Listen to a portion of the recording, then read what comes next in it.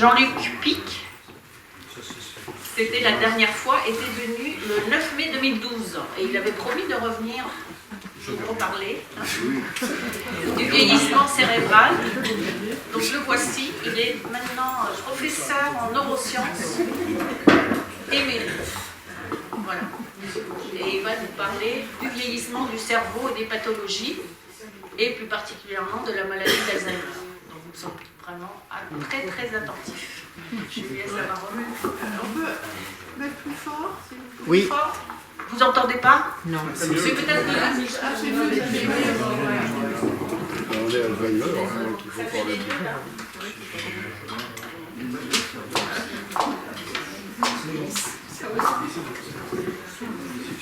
Ça marche? Oui. Là, vous entendez? Bien, bonsoir à tous. Merci aux organisateurs pour l'invitation. Merci d'être venus nombreux pour ce sujet difficile, inquiétant. Ce qui nous inquiète, surtout à partir d'un certain âge, c'est la perspective d'un déclin irréversible qui est lié à l'idée même de vieillissement. Alors, que se passe-t-il dans le vieillissement? Non, il faut viser là, oui. Oui.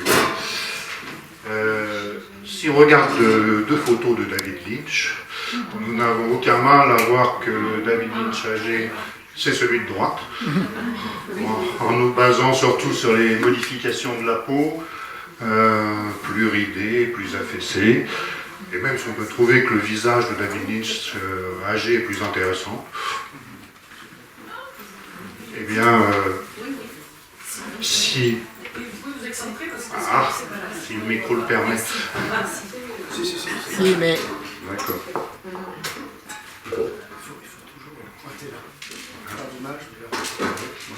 c'est celui du milieu, hein.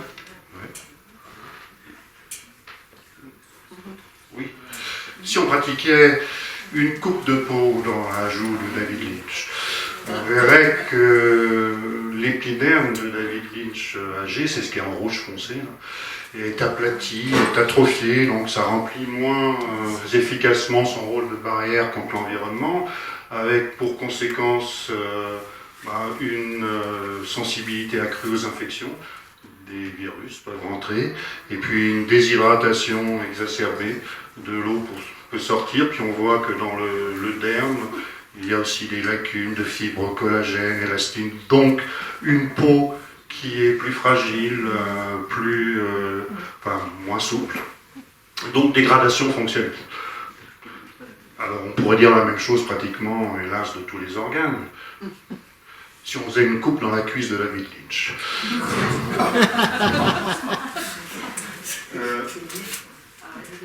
Voilà, ça c'est le fémur, toute la partie grise c'est le muscle. On verrait que chez David Lynch âgé, il y a une fonte musculaire environ 1% chaque année à partir de 50 ans, avec surtout disparition des fibres musculaires rapides, donc des mouvements plus lents, plus difficiles. Mais vous me direz qui se soucie de la cuisse de David Lynch? Alors, ce qui nous intéresse évidemment chez David Lynch, c'est sa créativité. Et la créativité de David Lynch âgé est exceptionnelle. Dans le domaine musical, il a produit, même si on ne sait pas trop, presque un album chaque année. Dans le domaine des arts plastiques, peinture, sculpture, lithographie, photographie, évidemment, ce que tout le monde connaît. Dans le domaine cinématographique, court-métrage, long-métrage, séries télévision. Donc, contrairement à sa peau ou à sa cuisse, le cerveau de David Lynch âgé a quelque chose en plus, et non quelque chose en moins. Donc le cerveau est un organe très particulier, qui a un rapport au temps différent de celui des autres organes. C'est un organe dont la fonction est la relation au monde, qui s'enrichit en permanence de cette relation, qui modifie sans cesse son fonctionnement, son architecture même, pour inscrire expérience, savoir, compétences. Donc un cerveau âgé est plus riche qu'un cerveau jeune. Et cette richesse peut être précieuse pour toute la communauté, par exemple, c'est le savoir écologique, social, accumulé dans le cerveau d'une vieille matriarche qui dirige un troupe d'éléphants, qui permet à tout le groupe d'améliorer ses chances de survie, parce qu'elle seule connaît et sait retrouver les points d'eau parfois très éloignés en cas de sécheresse. Elle seule sait interpréter les sons parfois ténus et lointains, par exemple d'un groupe de lions ou d'un autre troupe d'éléphants, pour décider s'il faut se regrouper en formation de défense, ou initier une interaction, ou ignorer. De même, c'est le savoir accumulé dans le cerveau d'un artisan, ici un artisan horloger, la compétence unique qui lui permet de réparer des montres très anciennes, aux mécanismes complexes que personne ne sait plus réparer. Mais comment, sous quelle forme sont stockés ces savoirs, ces expériences, ces compétences dans le cerveau? En quoi consiste cette propriété fondamentale du cerveau qui est la mémoire? Alors, pour trancher la question, il faut pénétrer dans le cerveau. Alors évidemment, à l'échelle macroscopique, on a peine à comprendre comment cette masse de viande froide, molle, d'environ 1,5 kg, peut contenir nos connaissances les plus complexes, nos souvenirs les plus précieux. Mais dès que l'on passe, on essaye de passer.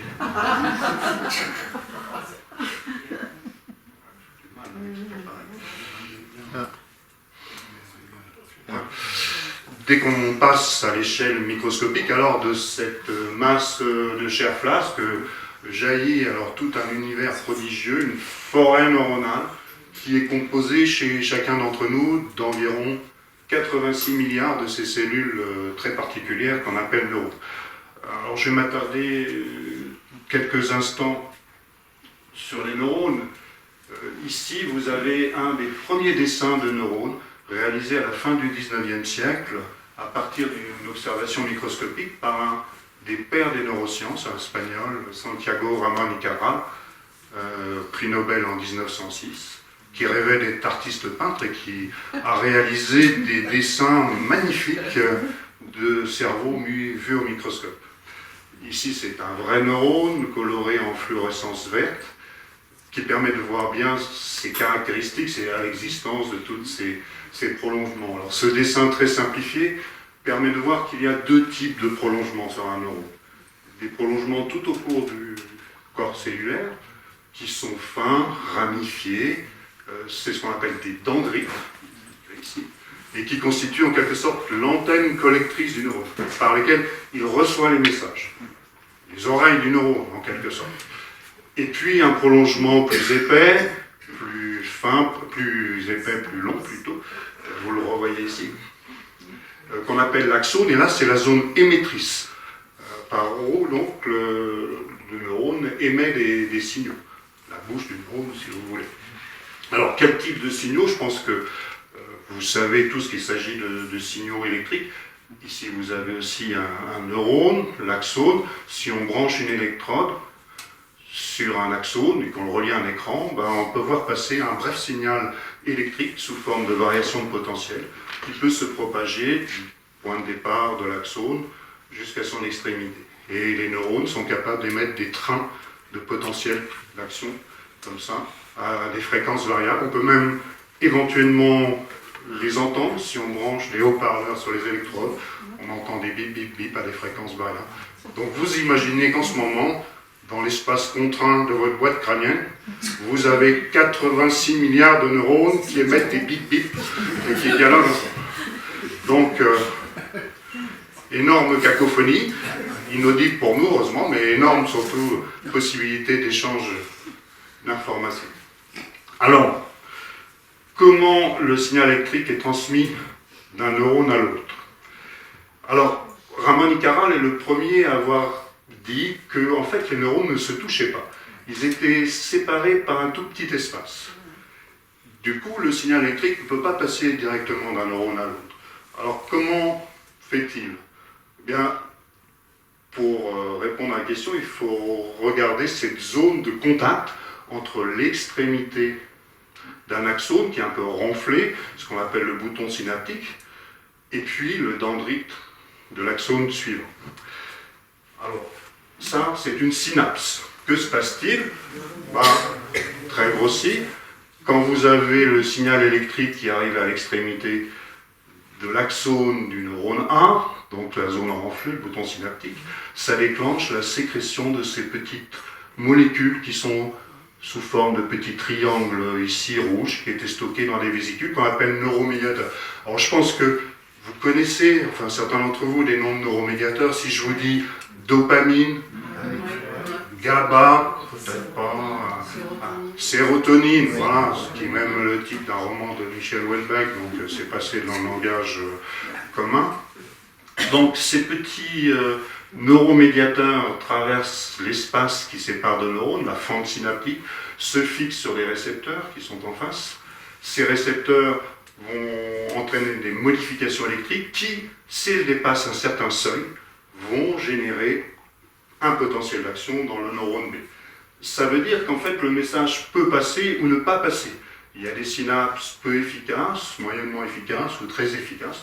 Ça dépend du nombre de neuromédiateurs émis, du nombre de récepteurs en face, de la sensibilité des récepteurs, etc. Mais le point intéressant, le point même central pour ce qui nous intéresse, c'est que certaines synapses sont dites plastiques, c'est-à-dire qu'elles peuvent changer d'efficacité. Vous avez ici une synapse peu efficace. Vous avez l'extrémité du neurone bleu, ça c'est le petit potentiel d'action qui arrive, mais vous voyez que ça déclenche aucune réaction dans le neurone vert, pas de potentiel d'action. Et cette synapse est, dans certaines circonstances, transformée, avec une architecture même qui a changé. Il y a eu un bourgeonnement ici des épines dendritiques, une multiplication des récepteurs, et cette synapse est devenue très efficace. Vous avez un petit potentiel d'action ici, et ça déclenche tout un train de potentiel d'action dans le neurone vert. Les deux neurones sont devenus liés très fortement. Eh bien, tout ce que vous avez appris depuis votre naissance, tous vos savoirs, toutes vos expériences stockées dans votre cerveau, c'est par ce phénomène-là. Des synapses se sont transformées et sont devenues plus efficaces, liant certains neurones de manière très très forte entre eux. Et des synapses, vous en avez beaucoup. Ici, vous avez un seul neurone coloré en fluorescence verte. On voit son corps cellulaire, le noyau un peu plus foncé au centre, le point de départ de l'axone. Tout ça, c'est les dendrites. Et puis chaque petit point jaune ou orangé, c'est un bouton synaptique. Environ 10 à 30 000 synapses par neurone. Ce qui nous fait quand même environ 1 million de milliards de synapses dans chacun de votre cerveau. Bon, c'est déjà une bonne nouvelle. Vous avez de quoi stocker énormément d'informations dans votre cerveau. Alors, il y a une zone particulièrement riche en synapses plastiques et qui va jouer un rôle central dans la mémoire, c'est l'hippocampe. Alors, où se trouve l'hippocampe? Alors, si vous faites une section de cerveau, dans ce sens-là, ce qu'on appelle coronal, juste devant les oreilles, je ne vous demande pas de le faire. Donc, vous avez là les deux lobes temporaux. Vous imaginez que vous avez les deux oreilles de chaque côté. Dans la région centrale, qu'on appelle donc médio-temporale, vous avez une zone très contournée qui, lorsqu'on la dissèque, vous l'avez ici disséquée, vous voyez qu'elle évoque donc la forme de ce petit animal marin, d'où son nom d'hippocampe. Si on fait une section dans l'hippocampe, et qu'on la regarde au microscope, et là vous avez encore un magnifique dessin de Ramon y Caral, de l'hippocampe, fait à la fin du 19e siècle. On voit qu'elle est composée de deux bandes de neurones emboîtées l'une dans l'autre. Ça, c'est une image récente, colorée en fluorescence verte. On a coloré en fait tous les corps cellulaires des neurones en vert, et on retrouve ces deux bandes de neurones emboîtées l'une dans l'autre.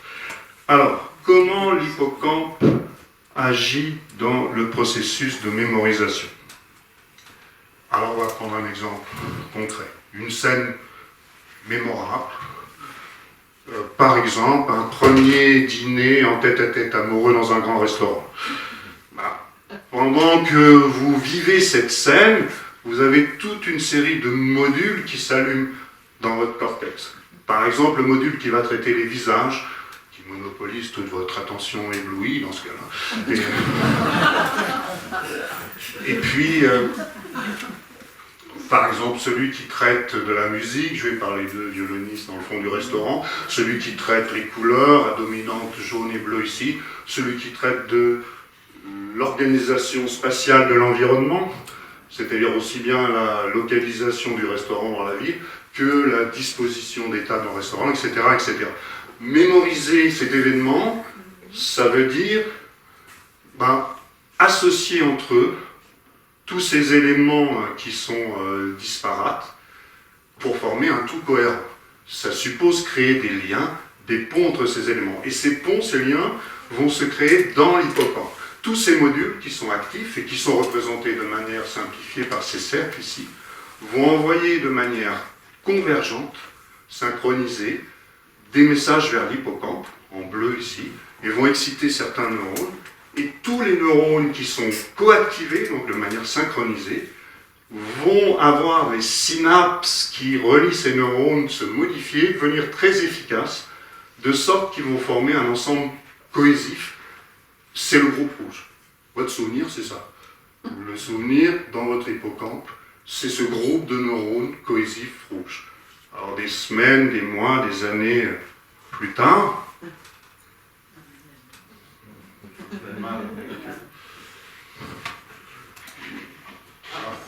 je vais trop vite.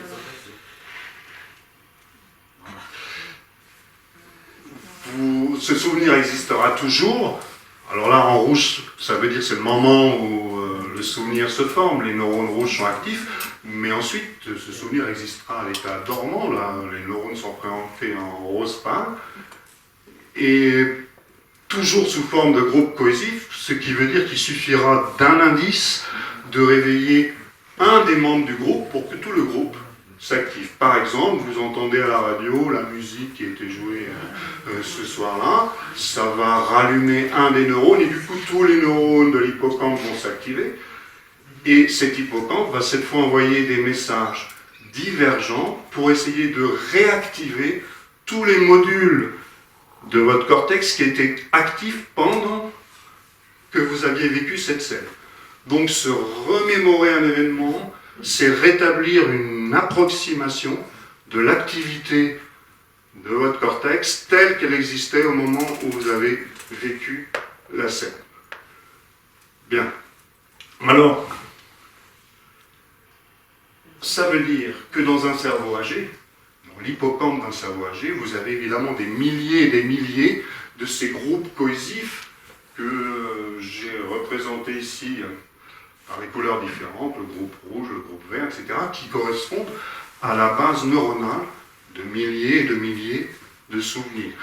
Donc, groupe cohésif, je rappelle, ça veut dire que si vous avez un neurone vert qui s'active, ça va réactiver forcément tous les neurones verts.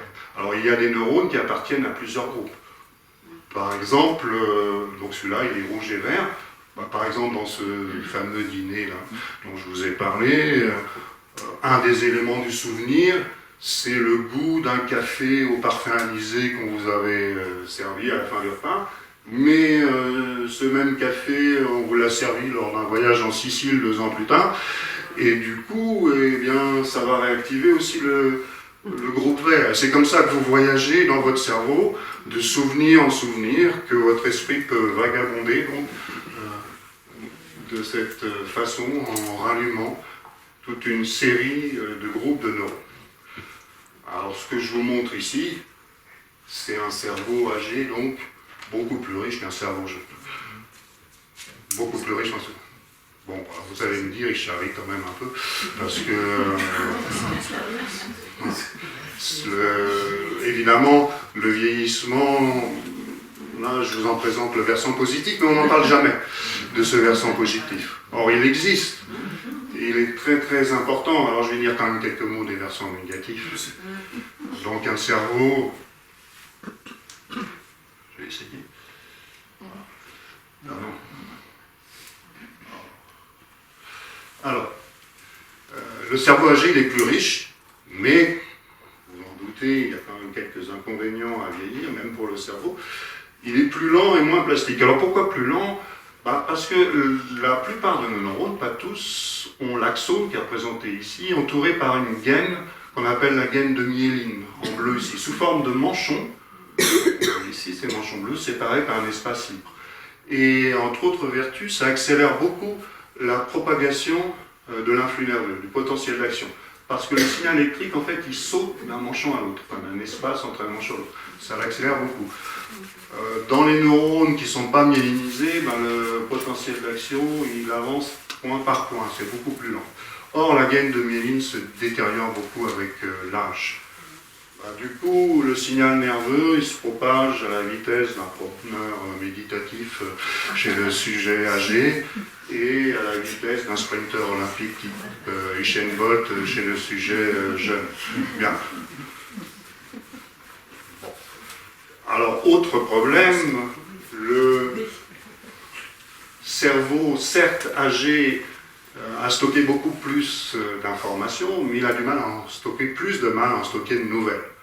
Il est donc moins plastique. Les synapses, donc, ont plus de mal à changer leur efficacité. Entre autres parce qu'autour de ces neurones, en vert aussi, il y a une matrice qui existe chez le jeune, mais qui a tendance à se rigidifier avec l'âge et qui empêche les synapses, qui gêne les synapses dans leur changement d'architecture pour modifier leur efficacité. Alors, le point important, c'est qu'il n'existe pas un vieillissement cognitif, mais des vieillissements cognitifs. Ici, c'est une très très grosse étude parce qu'elle a porté sur près de 400 personnes âgées de plus de 65 ans qui ont été suivies chaque année par une batterie de tests cognitifs pour évaluer l'évolution de leur performance cognitive. Alors, évidemment, chaque trait représente une personne. Alors, si on regarde dans l'ensemble, on a l'impression quand même que ça va vers le bas. Bien. Si on faisait une courbe moyenne, il y a des chances que ça ressemble un peu à ça. Mais comme d'habitude, les moyennes cachent une variabilité interindividuelle énorme. Par exemple, celui-ci, il décline très tôt, très précocement, 70 ans. Celui-ci très tardivement, à 100 ans. Mais si on regarde bien, il y a quelques sujets qui ne déclinent pas, qui restent à un très haut niveau, c'est les traits horizontaux, pendant très longtemps. Et puis, si on regarde encore avec plus d'attention, alors ils sont rares, mais ça existe, il y a même des personnes qui augmentent leur performance cognitive avec l'âge, et même très tardivement. Donc, le point quand même important, c'est qu'il n'existe pas donc un vieillissement, il existe des trajectoires de vieillissement. Allant de la préservation quasi parfaite pendant très longtemps des capacités cognitives, jusqu'à l'autre bout de la chaîne, l'effondrement total des capacités cognitives. Mais là, nous rentrons dans un autre domaine qui est celui des maladies neurodégénératives dont je vais vous parler maintenant. Et évidemment, dans ce cas, il est urgent de comprendre quels sont les facteurs, les mécanismes qui sont à l'origine de cette trajectoire funeste. Est-ce qu'on peut la diagnostiquer de manière précoce et surtout est-ce qu'on peut l'éviter ou la traiter? Bien, alors je ne peux pas vous parler de toutes les maladies neurodégénératives, donc je vais vous parler d'une maladie neurodégénérative, c'est la plus fréquente. Ici vous avez un tableau compliqué mais qui marque simplement la prévalence en France des différentes maladies neurodégénératives. Vous voyez que la maladie d'Alzheimer, alors les chiffres varient selon les études, mais c'est entre 900 000 et 1 million de personnes quand même touchées en France, ce qui est énorme. La deuxième, mais qui est quand même loin derrière, c'est la maladie de Parkinson, entre 100 et 150 000. Ensuite, c'est la démence à corps de Lévy, 80 000, mais c'est plus de 10 fois moins quand même que la maladie d'Alzheimer. Et puis les autres qui existent sont beaucoup plus rares. Donc, maladie d'Alzheimer. Je vais me concentrer sur cette pathologie, ça tombe bien puisque c'est ma spécialité. Alors, on va quand même dire quelques mots d'historique. Alors, c'est voilà. Non. Alors nous sommes en novembre 1901 et Et vous avez le docteur Alois Alzheimer, qui est médecin-chef à une clinique psychiatrique de Francfort. Et il va rencontrer pour la première fois une patiente arrivée la veille dans son service, Auguste Deter, assez jeune, 51 ans. Et voici donc un extrait des premiers échanges. Comment vous appelez-vous? Auguste. Votre nom de famille? Auguste. Comment s'appelle votre mari? Auguste, je crois. Je ne vais pas tout lire. Depuis combien de temps êtes-vous ici? 3 semaines. En quelle année êtes-vous né? Cette année? Non, l'année dernière. Bon, vous voyez tout de suite, le docteur Alzheimer perçoit qu'il y a des problèmes quand même cognitifs, en dehors de tout autre problème neurologique ou médical, ce qui le surprend.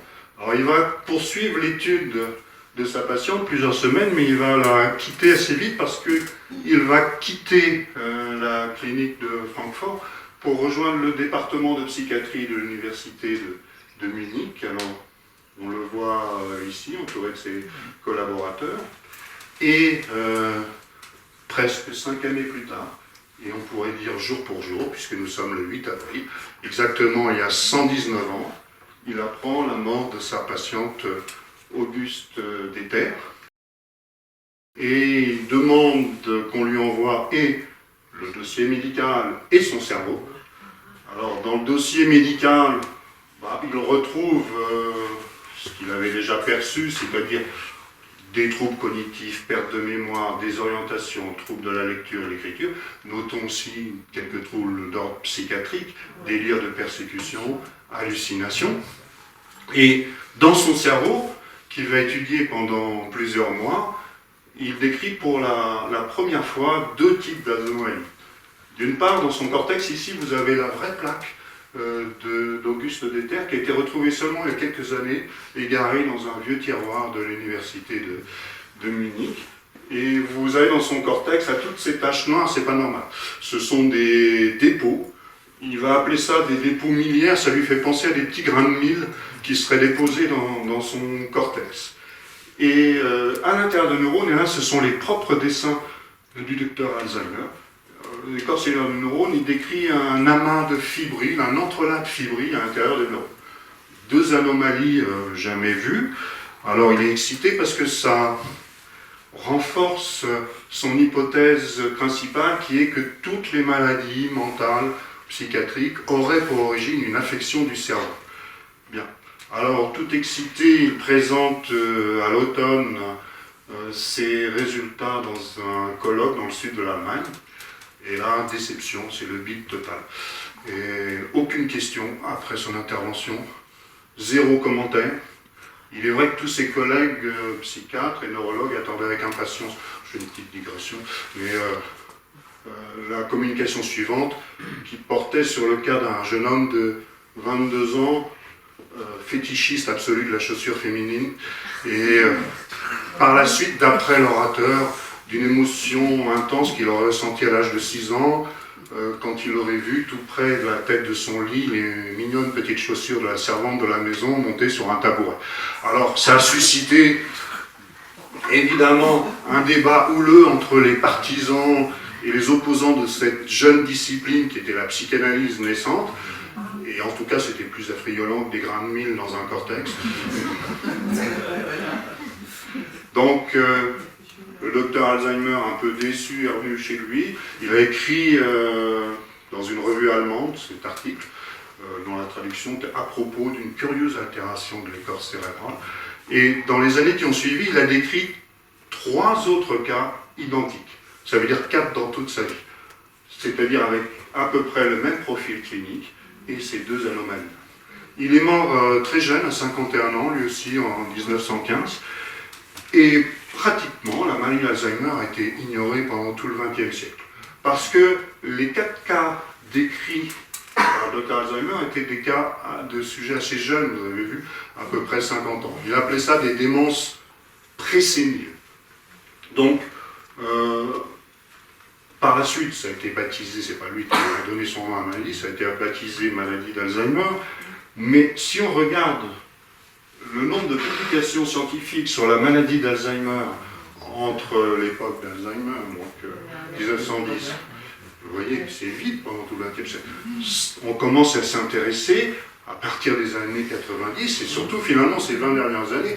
Aujourd'hui, il y a environ 16 000 publications scientifiques chaque année sur la maladie d'Alzheimer. Donc c'est un sujet énorme. Bon, que s'est-il passé?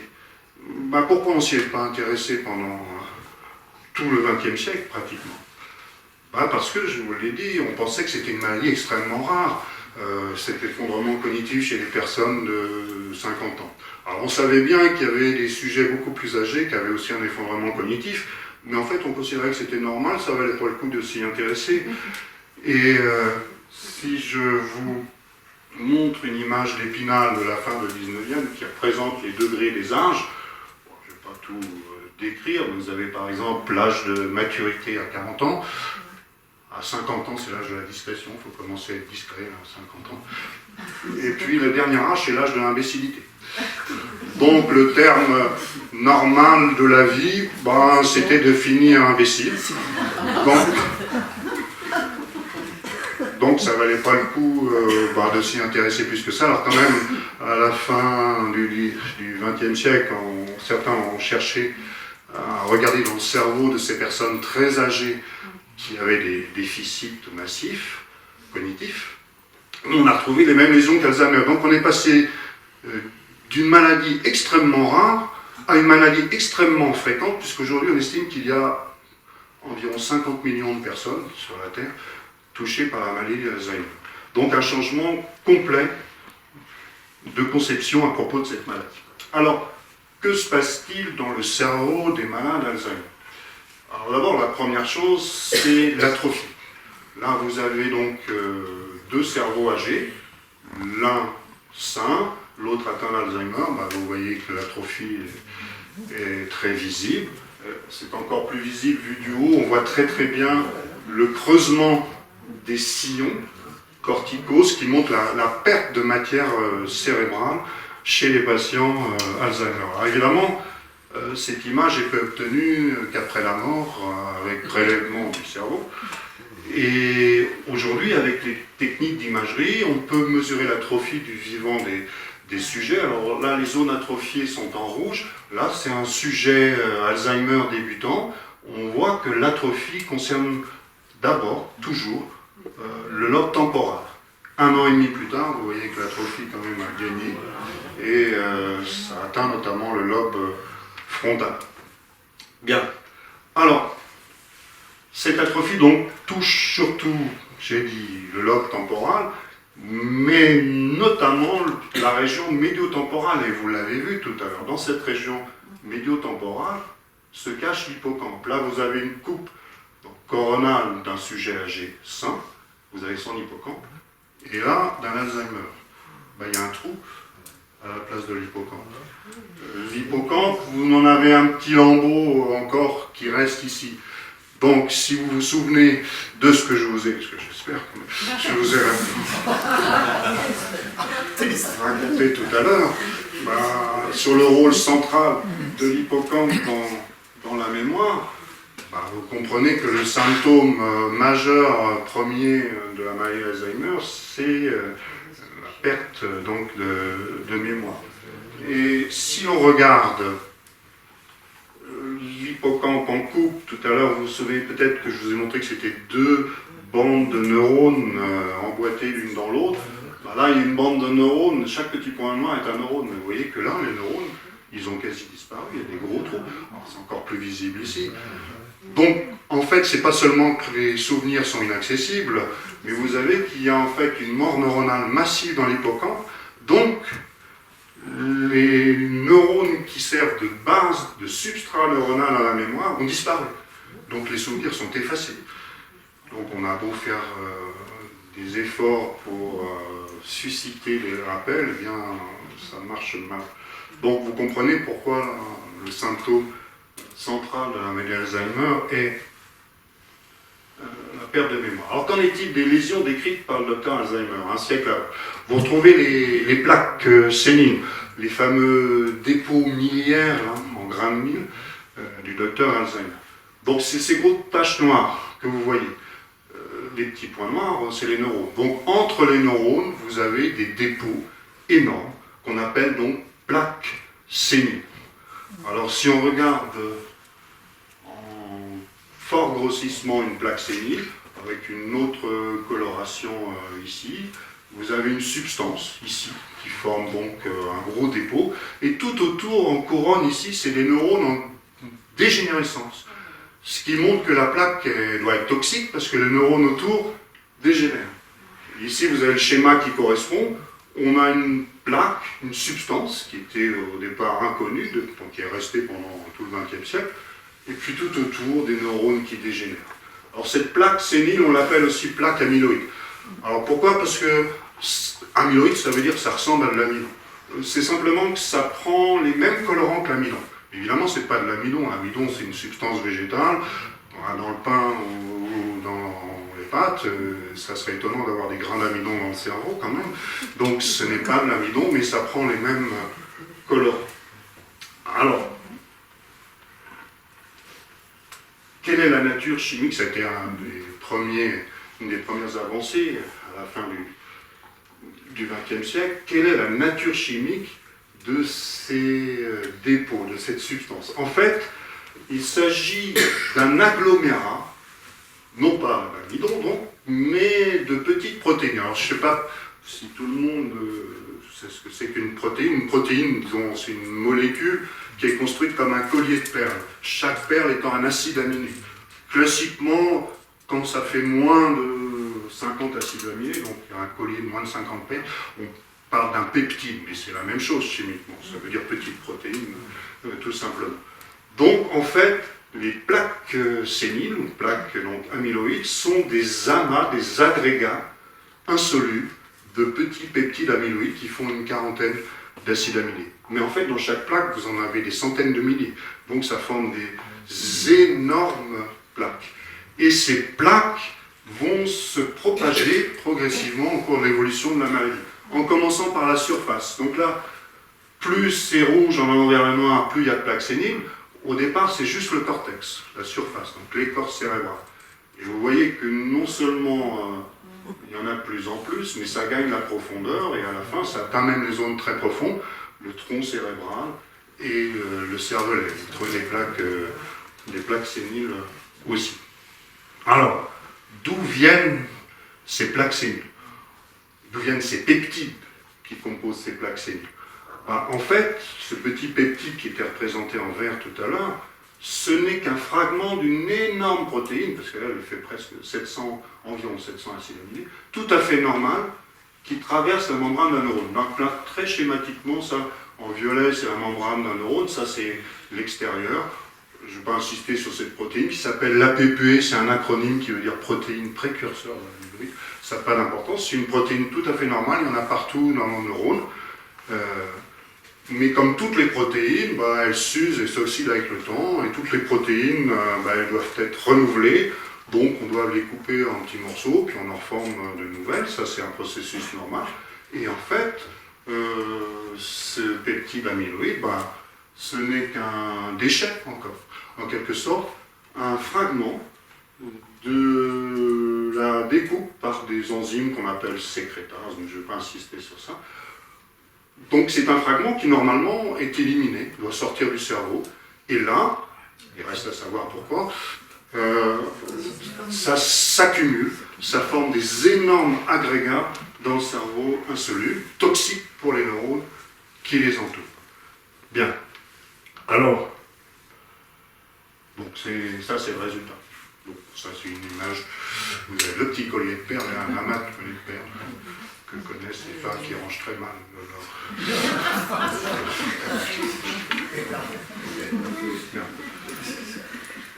Alors,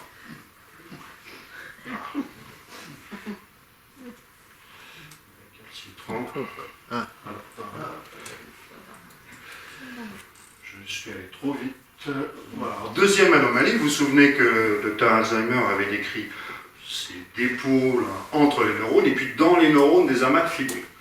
Alors qu'on voit ici, ça c'est on voit pas très nettement le cytoplasme, il est transparent ici, il est blanc, le noyau du neurone, il est plus bleuté, et puis là, vous avez un neurone avec toutes ces traces noirâtres, c'est un entrelac de fibriles qui sont donc dans les neurones. Bon, celui-là, à côté, il est normal, il n'est pas atteint, son cytoplasme est transparent. Celui-là, il est atteint. Donc, c'est pas normal de voir ça dans un neurone. Alors là encore, c'est un amas, un agrégat de protéines. Sauf que là, on savait exactement quelle était cette protéine. C'était une protéine connue, donc on connaissait parfaitement la fonction. Alors elle s'appelle protéine Tau, TAU. Et cette protéine Tau, elle est représentée en bleu ici. Elle sert d'agrafe, de stabilisateur à des microtubules. Alors c'est quoi ces microtubules? En fait, ce sont les voies de transport qui existent à l'intérieur de tous les axones. Si on regarde à l'intérieur d'un axone, nos microscopes électroniques, donc grossis plusieurs dizaines de milliers de fois, vous voyez que vous avez toute une série de petits microtubules qui sont parallèles les uns aux autres. Donc si vous coupez transversalement, vous voyez ça. Ça, c'est la section d'un seul axone. Et tous les petits points, ce sont les sections des microtubules. Et dans ces microtubules, donc, c'est comme les voies ferrées à l'intérieur d'un neurone. Il y a un transfert de molécules chimiques du corps cellulaire jusqu'à l'extrémité, le bouton synaptique, qui peut être très éloigné. Donc ça sert pour le transit de marchandises dans un neurone. Et que se passe-t-il chez le sujet Alzheimer? Donc là, vous avez la situation normale, et là, vous avez la situation d'Alzheimer. La protéine Tau, les protéines Tau, sont anormalement phosphorylées. Bon, c'est un détail, il y a un petit groupement phosphate qui se fixe dessus. Enfin, elles se détachent des microtubules et forment des agrégats anormaux dans le neurone. Et vous voyez évidemment que ça désorganise complètement ces microtubules. Alors, voilà. Ouais. Ça, c'est un sujet sain normal. Les microtubules, c'est le rail, les traverses, c'est les protéines Tau. Là, vous vous rendez compte que ça va moins bien. Les traverses se sont détachées, les rails se sont déformés, et les protéines Tau, là, c'est le paquet de traverses, c'est-à-dire les agglomérats. Bien. Donc, vous comprenez, ici, on schématise encore une fois le neurone normal, on grossit son axone, en vert vous avez les petits microtubules, là vous avez en rose les protéines Tau, et puis là vous avez la situation d'un neurone Alzheimer. Vous voyez tout de suite que ça va moins bien, et que les protéines Tau se sont détachées, que les microtubules sont complètement désorganisés. Et évidemment, le neurone va être en souffrance, les synapses vont dégénérer, puis le neurone va finir par mourir. Alors, ça, c'est ce qu'on appelle donc les dégénérescences neurofibrillaires. Et là encore, elles se propagent suivant des voies neuratomiques qui sont un peu standardisées, en commençant toujours vers le lobe médio-temporal. Là, vous avez un hémisphère droit vu de l'intérieur, donc ça c'est la zone médiale, ça c'est le même hémisphère droit vu de l'extérieur, donc toujours le lobe temporal, mais là la face latérale, et vous voyez que les DNF là, elles apparaissent toujours par ici. Plus c'est gris, plus ça va vers le noir, plus il y a de DNF. Alors je vais essayer, ce qui n'est pas gagné, de passer, vous voyez que ça gagne, et l'hippocampe est encore touché en premier. Donc c'est d'abord à l'intérieur du lobe temporal, puis l'extérieur, et puis finalement ça va déborder, et puis ça va toucher quand même une grande partie du cerveau. Alors, que comprend-on des mécanismes? Alors, nous avons quand même une chaîne causale, je vois que je suis allé un peu trop loin, voilà. Une chaîne causale qui est en partie connue. C'est-à-dire que tous les problèmes viennent de ces agrégats dont je viens de vous parler. Les deux, d'une part, les plaques amyloïdes entre les neurones, ces grosses taches marron, puis d'autre part, là je viens de vous en parler, les DNF pour aller plus vite, qui est le protéine Tau dans les neurones. Bien. Alors tout ça, vous avez compris que ça désorganise les circuits qui sont touchés, donc perte synaptique, mort neuronale, et évidemment, les mécanismes cognitifs sont perturbés, ceux qui sont sous-tendus par les circuits atteints. Et comme on vient de voir que l'hippocampe était touché en premier, c'est la mémoire qui est touchée en premier, mais vous avez vu que ça se propageait quand même à d'autres régions du cerveau, donc vous allez avoir d'autres troubles qui vont apparaître. Donc on a quand même une chaîne causale bien connue, sauf le point de départ. Pourquoi, chez certains, et pas chez tout le monde, heureusement quand même, vous avez ces agrégats anormaux de protéines. Alors c'est resté longtemps un mystère, jusqu'à ce qu'on découvre dans certaines familles, dans les années 1990, donc des gens qui avaient une forme très particulière de la maladie d'Alzheimer, une forme qu'on appelle familiale, génétique, qui se déclare très tôt, vers 50 ans, quelquefois même avant, 45 ans. En plus, c'est une forme très agressive qui évolue rapidement en 2-3 ans. Donc, c'est des formes rares. Et ces familles, dans le monde, elles présentaient une mutation particulière. Et on a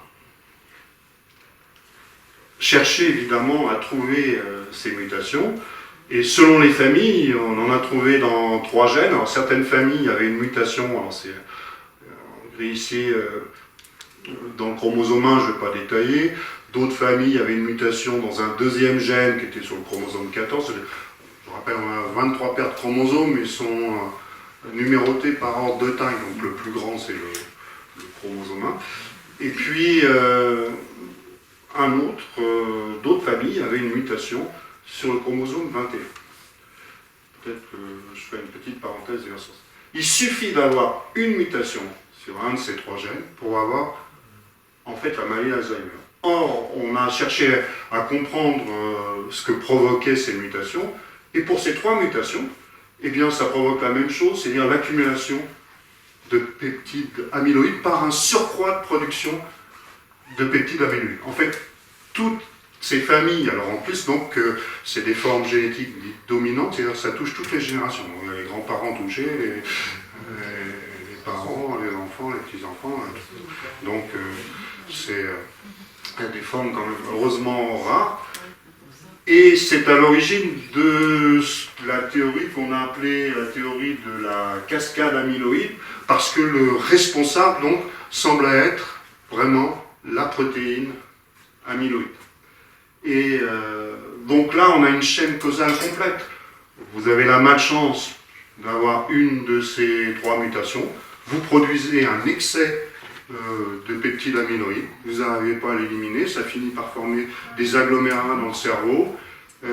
C'est toxique pour les neurones qui les entourent. Ces neurones, entre autres anomalies, ont des dégénérescences neurofibrillaires. Et puis, donc, troubles cognitifs, etc. Bien. Donc là, on a résolu le problème. Sauf que ça concerne moins de 1% des maladies d'Alzheimer. Ces formes familiales, génétiques sont rares, moins de 1%, donc il reste à expliquer les 99% restants. Alors, petite parenthèse, un des chromosomes, je vous ai dit que c'était le chromosome 21, et ça vous parle peut-être, vous connaissez la trisomie 21. Mais la trisomie 21, les trisomiques 21, entre autres problèmes, ils développent tous une maladie d'Alzheimer précocement vers 40 ans. Pourquoi ? Tout simplement parce qu'ils en ont 3. S'ils en ont 3, ils ont plus de protéines APP parce que là se trouve le gène, la grosse protéine APP. S'ils en ont plus, ils vont produire plus de peptides amyloïdes et du coup ils vont avoir du mal à l'éliminer. Ils vont avoir donc systématiquement. Donc ça prouve qu'il suffit d'avoir un excès de peptides, par exemple parce qu'on a un chromosome en trop, chromosome 21, pour avoir donc cette maladie d'Alzheimer. Donc, on a expliqué totalement, mais je vous disais qu'il reste à expliquer 99%, et là les choses deviennent plus compliquées, parce que c'est une maladie en fait plurifactorielle. On en est réduit en fait à chercher des facteurs de risque qui sont statistiquement liés au fait de développer ces agrégats ou de ne pas les développer. Alors il y a au moins un il y a au moins un facteur de risque que tout le monde connaît, c'est l'âge. Oui. la maladie d'Alzheimer. Alors vous voyez ici cet histogramme, c'est la prévalence de la maladie en fonction de l'âge. Alors vous ne pouvez peut-être pas lire tous les chiffres, mais là, avant 65 ans, vous voyez que c'est très très rare. Alors je ne parle pas des formes familiales. Là, c'est ce qu'on appelle, d'ailleurs, ces formes classiques, c'est ce qu'on appelle les formes sporadiques. Ça peut toucher n'importe qui. Voilà. Donc avant 65 ans, ça reste très rare. Dans la tranche d'âge 65-69, c'est 1% environ. C'est pas énorme. Mais ça double tous les 5 ans. Et en doublant tous les 5 ans, bah, vous voyez qu'arriver à plus de 95 ans, c'est presque une personne sur 2. Donc ce qui est énorme. Donc, un facteur de risque majeur, le vieillissement. Mais pourquoi? Pourquoi le vieillissement augmente la probabilité d'avoir des agrégats anormaux de protéines? Hein? L'idée centrale, c'est que quand on vieillit, on ne produit pas plus d'amyloïdes, c'est pas comme dans la maladie génétique, mais on a plus de mal à l'éliminer. En effet, vous avez dans le cerveau, alors ces schémas peuvent paraître un peu compliqués, mais vous avez dans le cerveau un système de nettoyage de votre cerveau par le liquide céphalorachidien. Alors, le liquide céphalorachidien, c'est celui qui entoure votre cerveau, votre moelle, qu'on vous prélève quand on vous fait une ponction lombaire. Mais ce liquide céphalorachidien, il peut pénétrer en profondeur dans le cerveau, dans l'espace qui entoure les artères. En rouge, c'est une petite artère qui vient pour nourrir en profondeur le cerveau. Il y a du liquide qui rentre, qui va traverser tout le cerveau, puis qui va ressortir dans l'espace qui entoure les veines, qui ressort du cerveau. Et donc vous avez un flux continuel de ce liquide qui entraîne tous les déchets émis par les neurones. Et entre autres, donc c'est les petits points que vous voyez ici, entre autres, les peptides amyloïdes. Or, ce flux, il a tendance à être moins efficace en vieillissement. Ici, vous voyez un sujet jeune, alors le flux est représenté par ces petites flèches bleues, donc les déchets sont bien évacués, c'est les petits points rouges, et vous voyez que dans un sujet âgé, les flèches sont plus ténues, et donc les déchets sont plus mal évacués. Donc du coup, ça augmente les risques qu'il y ait des agglomérats insolubles qui se forment de temps en temps. Donc, on n'en produit pas plus d'amyloïdes, mais on l'élimine moins. Vous comprenez que ça revient un petit peu au même, la conséquence va être la même. Alors, notons quand même qu'il y a un autre facteur qui joue sur ce système de nettoyage, qui s'appelle le système lymphatique, mais ça n'a pas d'importance, c'est le sommeil. En fait, ce système de nettoyage, il est beaucoup plus efficace quand on dort que quand on est éveillé. Vous voyez ici schématisé ici ce gros flux par rapport au petit flux à l'éveil. En fait, c'est peut-être une des fonctions majeures du sommeil, nettoyer le cerveau. Chaque matin, vous vous réveillez avec un cerveau plus propre que vous l'avez laissé la veille. Donc, dormir permet de nettoyer le cerveau. Or, comme beaucoup de personnes âgées ont en plus des problèmes de sommeil, des insomnies, ben, ça rajoute à la difficulté d'éliminer ces peptides. Donc, là, ça explique pourquoi le vieillissement est un facteur de risque majeur. Mais il n'y a pas que le vieillissement, heureusement, parce que sinon, tout le monde, ça ne serait pas 10% ou 20%, tout le monde aurait la maladie d'Alzheimer, ce qui n'est pas le cas quand même.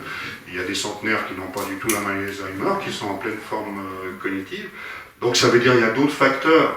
Alors, ces autres facteurs, alors, je ne vais pas passer tout en revue, parce qu'on n'a pas tout bien expliqué, c'est une maladie plurifactorielle. Il y a des facteurs qui sont liés au mode de vie, à l'histoire personnelle, le régime alimentaire, les antécédents médicaux, par exemple l'hypertension, diabète, sont des facteurs quand même favorisant l'apparition de la maladie d'Alzheimer. Avoir eu un traumatisme crânien aussi, bon ben ça, évidemment on ne choisit pas. Bien, il y a des facteurs de risque environnementaux, certainement des toxiques, peut-être des virus aussi, et il y a aussi des facteurs de risque génétiques. Donc, à bien différencier des mutations qui créent la maladie. Les facteurs de risque, ça veut dire que ce sont des gènes tout à fait normaux, sauf que ça vous donne une susceptibilité, ça augmente vos risques d'avoir la maladie d'Alzheimer. Alors je vais parler simplement d'un facteur de risque, parce qu'il est très important. Et ça donne une inégalité, en fait, entre les personnes. C'est une protéine qu'on appelle ApoE4, peu importe sa fonction. Donc, comme toutes les protéines, c'est codé par un gène, on va l'appeler le gène E. Et ce gène, dans l'espèce humaine, donc chacun d'entre nous, il existe sous 3 versions. La version 2, la version 3, la version 4. Donc vous êtes E2, E3, E4. Alors comme vous savez, peut-être si vous avez des souvenirs de vos cours de génétique, on a tous les gènes en 2 exemplaires. Alors les versions d'un gène, c'est ce qu'on appelle des allèles. Donc on a évidemment un allèle pour chaque gène donné par notre mère, et puis un allèle donné par notre père. Bien, on a tout en double. Alors, l'allèle le plus fréquent, c'est l'allèle E3. Mais si vous avez la malchance dans la population, et même plus de 80% sont E3. Bien. Mais si vous avez la malchance d'hériter de l'allèle E4, si un de vos 2 parents vous a donné l'allèle E4, ça multiplie quand même par 4, ce qui est beaucoup quand même, 400% d'augmentation, les risques d'avoir la maladie d'Alzheimer. Or, ça concerne quand même 15% de la population, environ, presque une personne sur 6. Donc, moi je ne voudrais pas vous inquiéter. Et si nous sommes, je ne sais pas, une petite quarantaine dans cette salle, il y a peut-être 5 ou 6 personnes qui ont 4 fois plus de chances que leurs voisins d'avoir la maladie d'Alzheimer. Alors si vous n'avez vraiment pas de chance, vos 2 parents vous ont donné l'allèle E4. Et là, ça multiplie par 12. Donc les allèles E4, E4, alors il y en a 1 sur 50. On est moins de 50. Oh, peut-être qu'il n'y en a pas dans cette salle. Au pire, il y en a un. Qui a quand même, oui. Oui, et d'ailleurs, vous avez raison, parce que je précisais que les femmes sont plus touchées. Donc, quand même, ça veut dire que certaines personnes ont 12 fois plus de risques d'avoir la maladie d'Alzheimer que d'autres. Donc, il y a une inégalité génétique.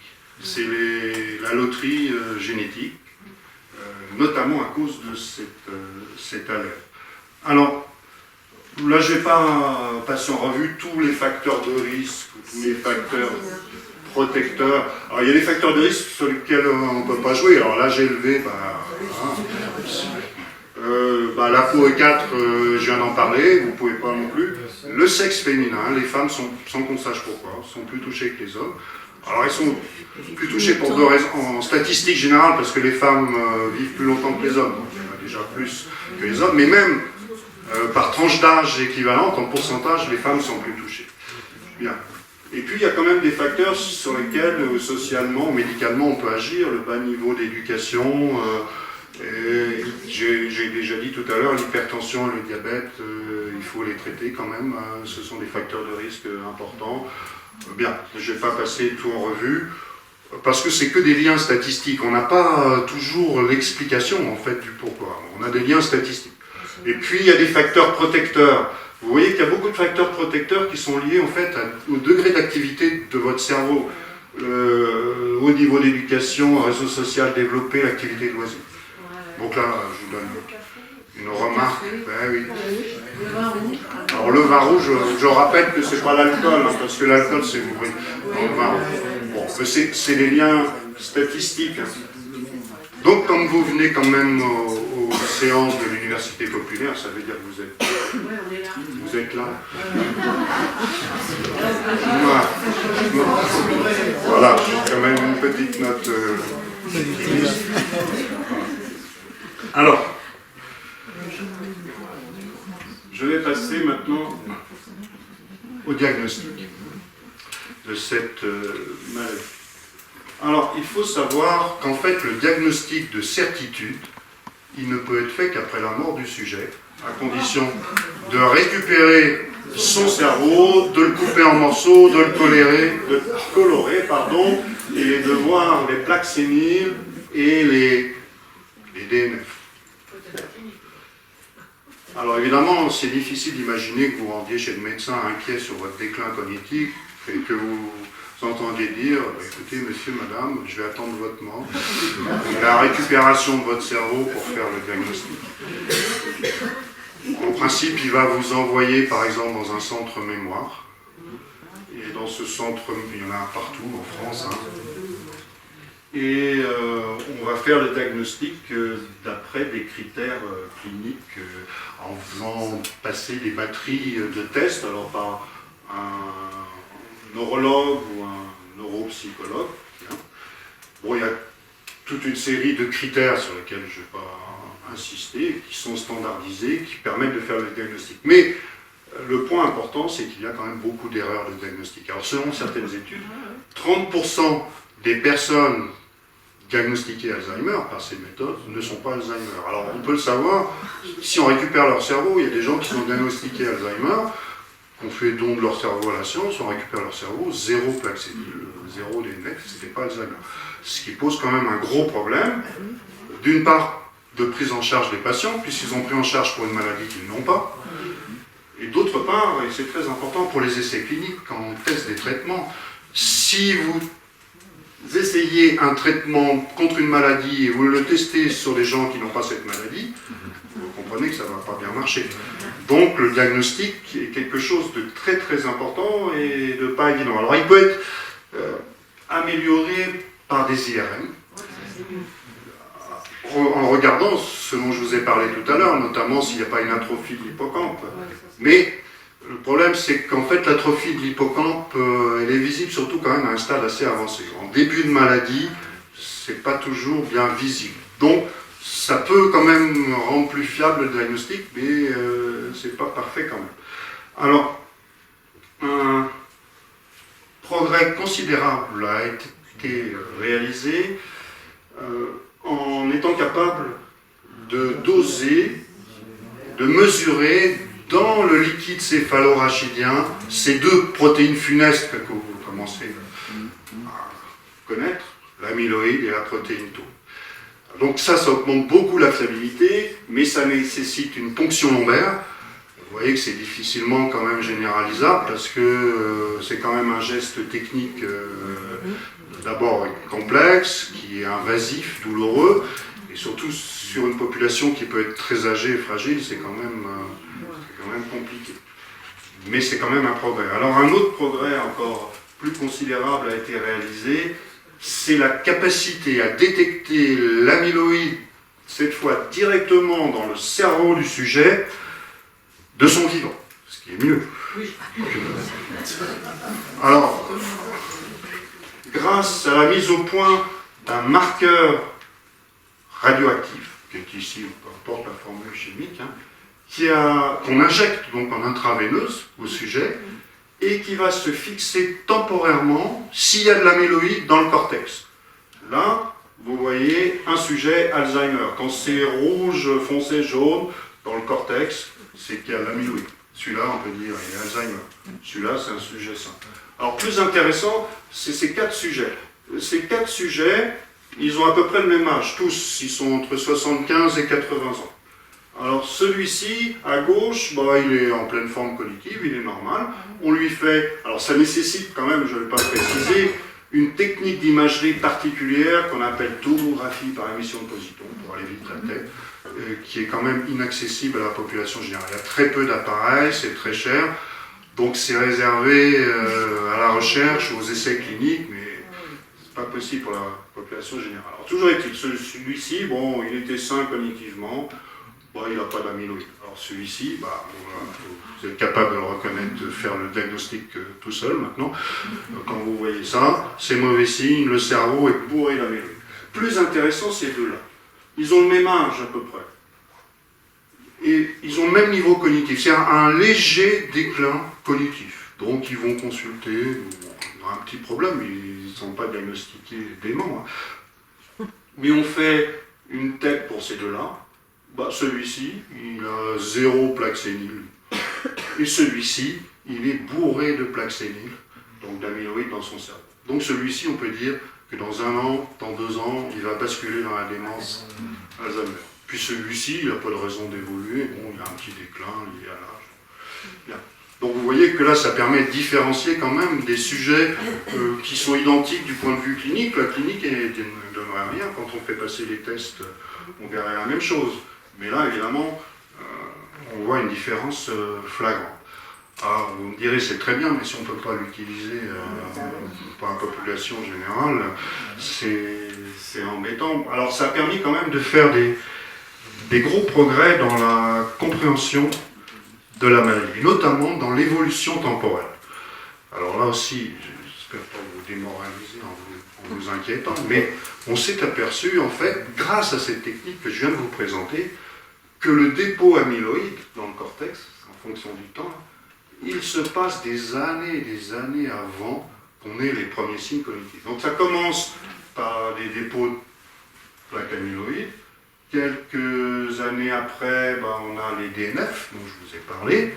Et puis après, quelques années après, vous avez les atrophies cérébrales que je vous ai montrées. Et puis, dernière courbe, c'est l'évolution de la cognition. Et vous voyez que le diagnostic, la plupart du temps, il est là. C'est-à-dire, on a une cognition un peu quand même préoccupante, et puis on a on peut appeler une démence. Alors, j'ai pas précisé le terme de démence, parce que dans le langage courant, démence, ça veut dire folie. Je rappelle que la définition des neurologues, c'est pas ça. Une démence, c'est un affaiblissement progressif des facultés cognitives menant à une perte d'autonomie. Voilà la définition précise de ce que c'est qu'une démence. Ça n'a rien à voir avec dans le langage courant, ce qu'on appelle démence. Bon, donc le diagnostic, il se fait ici. Mais vous voyez que quand on fait le diagnostic ici, mais ça fait des années, peut-être 15 ans, 20 ans que l'amyloïde est dans le cerveau. Et qu'il est bourré aussi de DNF et qu'il y a une atrophie majeure. Et vous comprenez que là, c'est déjà presque trop tard pour agir par des médicaments.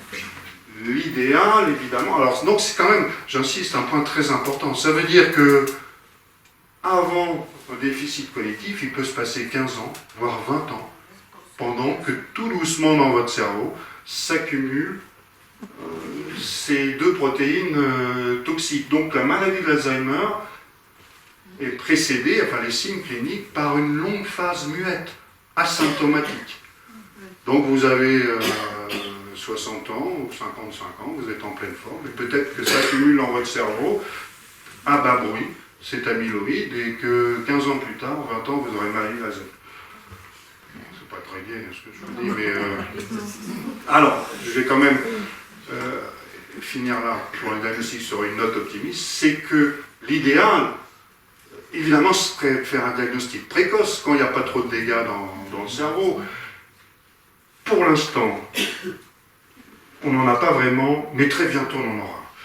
Parce que, et c'est assez récent, on arrive, alors après des efforts acharnés des chercheurs, on a réussi quand même à doser dans le sang une de ces, parce qu'il n'y en a pas beaucoup dans le sang, il y en a des doses vraiment très très faibles, mais une de ces protéines toxiques, toujours les protéines tau, anormalement phosphorées.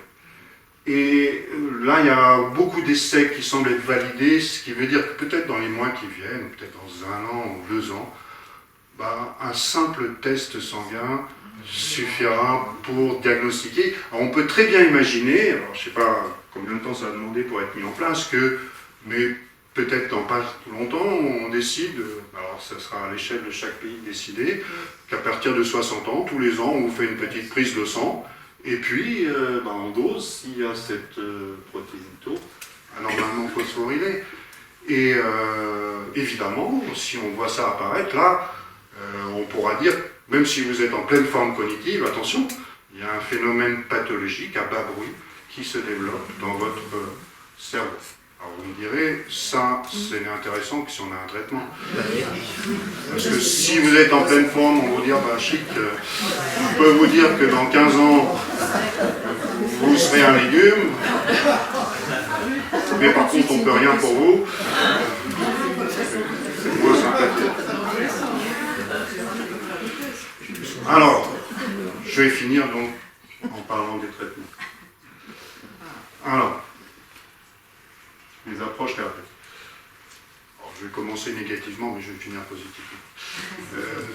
Négativement, pour l'instant, aujourd'hui, les seuls médicaments qui existent contre la maladie d'Alzheimer, c'est ces 5 médicaments, je ne vais pas les détailler, ici, qui ont été tous mis sur le marché dans les ans 2000, ça veut dire depuis 25 ans, aucun nouveau médicament anti-Alzheimer n'est apparu.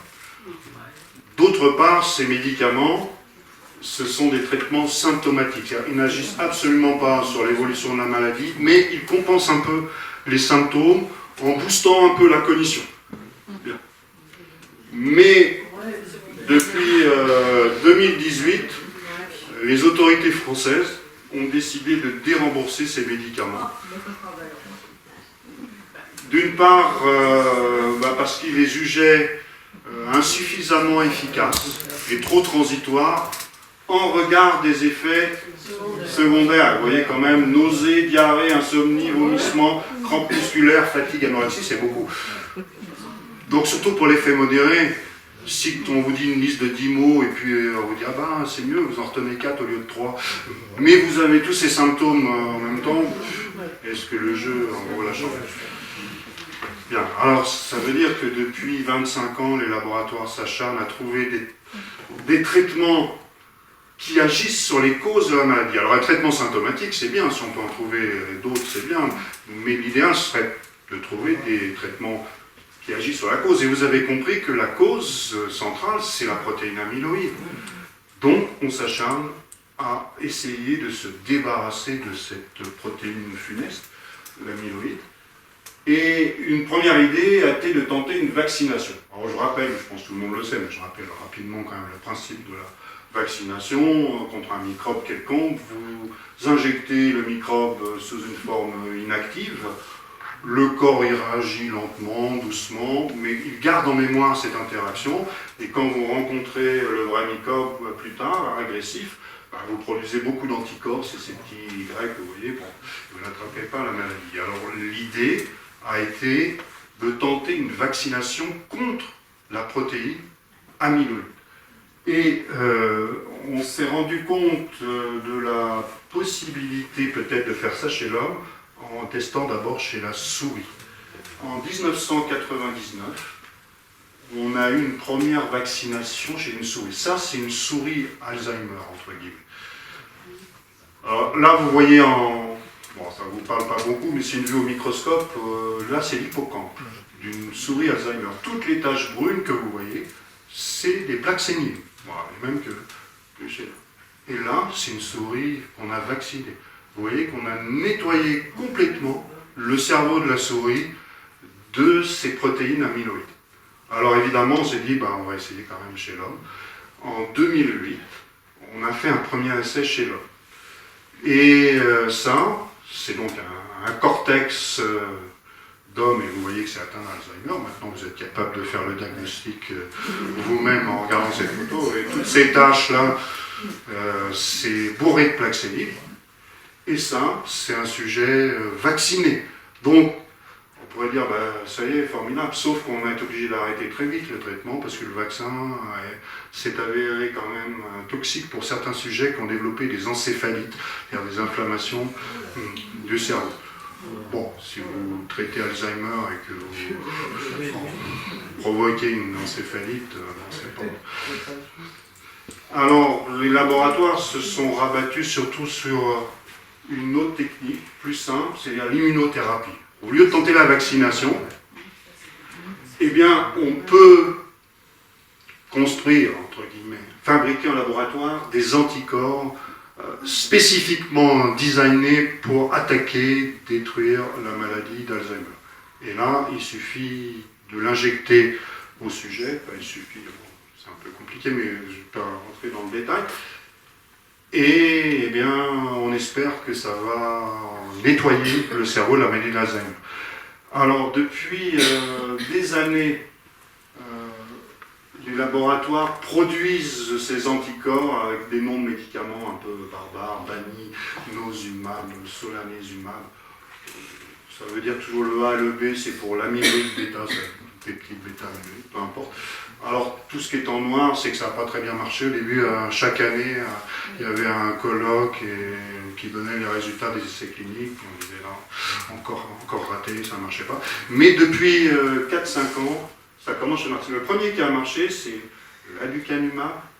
Et là, vous voyez sur cette image qu'on réussit avec ces injections d'anticorps, on a réussi à nettoyer le cerveau de l'amyloïde. Là, c'est 4 sujets qui ont participé à cet essai clinique. Celui-ci, il a reçu un placebo. Il avait, et là encore, vous faites le diagnostic tout seul, maintenant vous voyez, lui, il est bourré d'amyloïde. Un an après, il est toujours bourré d'amyloïde. Et là, vous voyez qu'il y a 3 sujets qui ont reçu des doses croissantes de ce traitement.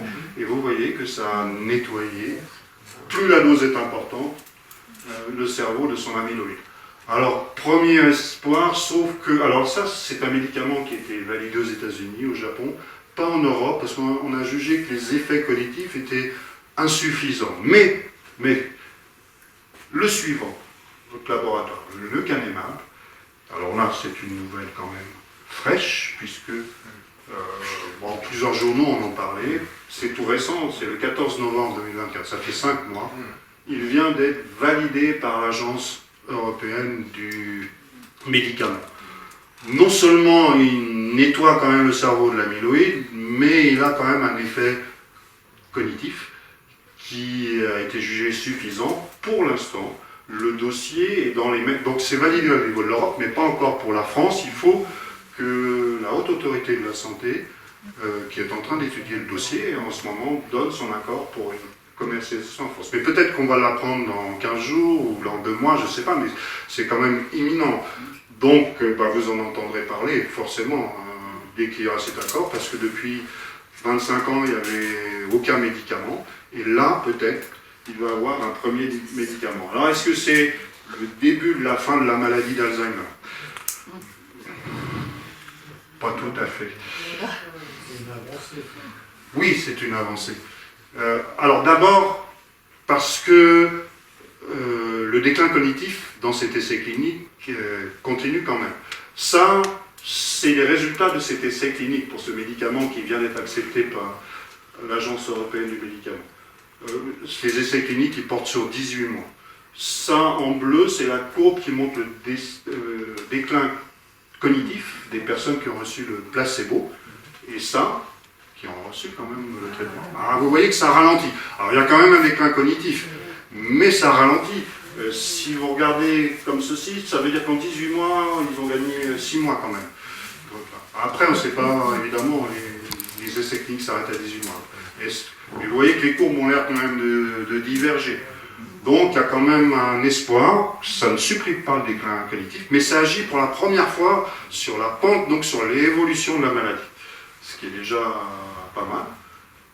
Et deuxième inconvénient, comme toujours, les effets secondaires.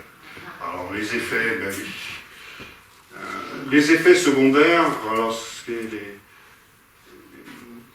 neuroscientifiques, les médecins, les cliniciens appellent ARIA, qui est un acronyme pour en fait des anomalies que l'on voit à l'IRM, à l'imagerie.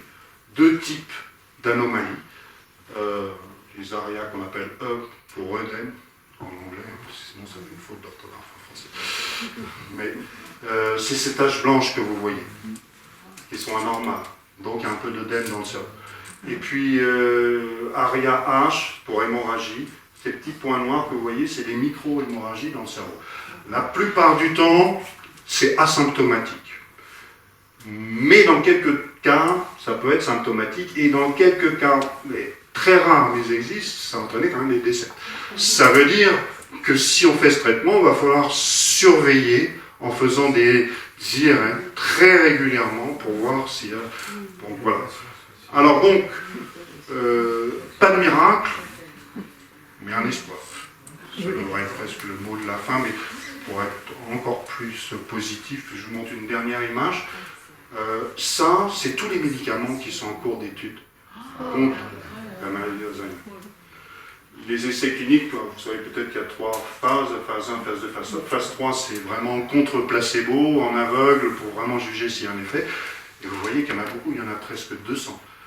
Donc, il y a un effort considérable de la communauté scientifique, médicale. Alors, on peut espérer quand même, et j'espère pas trop tard pour ceux qui sont plutôt jeunes, qu'on ait quand même des résultats positifs très bientôt. Merci.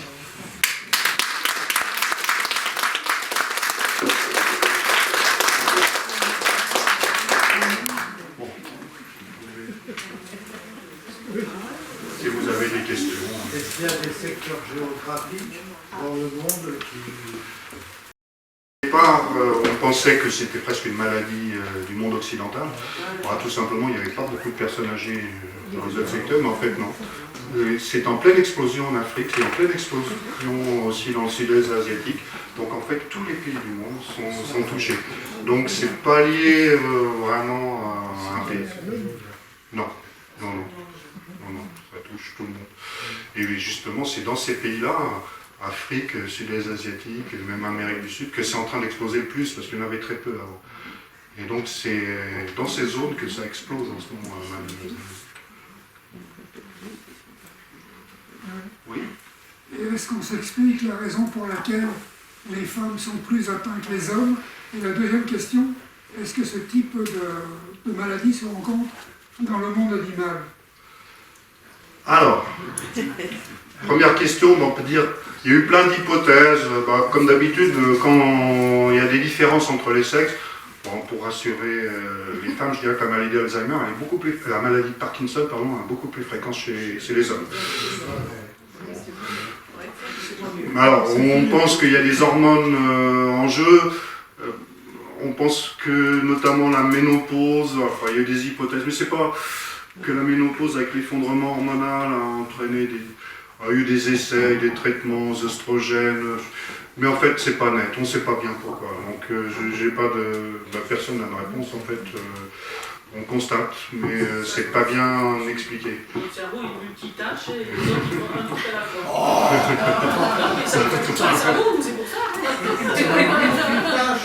Bon, en tout cas, vous pouvez avoir votre interprétation. En tout cas, à l'échelle scientifique, il n'y a pas de consensus.